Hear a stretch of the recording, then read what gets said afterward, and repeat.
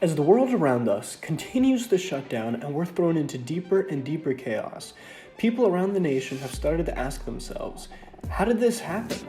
How is it that in the richest country in the world, we've experienced immense pain and shortages of basic supplies? You can pin it on many things, but the experts all agree on at least one: broken supply chains. You see, here in the United States, over 90% of our PPE supply comes from China. That means that small changes overseas can yield major devastation here. So with such a concentrated supply, the question becomes, if America is made in China, what happens when China shuts down?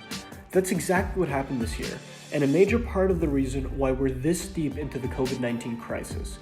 When the virus hit China, they began redirecting supplies such as masks and shields that we would normally buy from them back to themselves. And that left us here with little to no stockpiles, and with what we did have, mostly expired.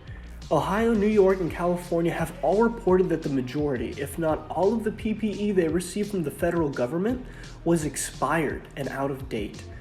So how do we stop this? The answer is localized disaster stockpiles. Across the board, the one agreed upon measure by experts is that we needed to have those supplies in our hands, not in the warehouse of an offshore manufacturer. That's why we invented parapods.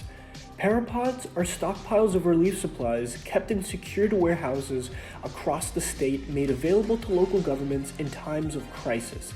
These pods are powered by a distributed manufacturing system that we call the Hive, which currently has the capacity to produce around 400,000 medical supplies per month. That means that in just a matter of weeks, the entire city of Atlanta could have been fully prepared for this disaster. You can learn more on our website, projectparalink.org.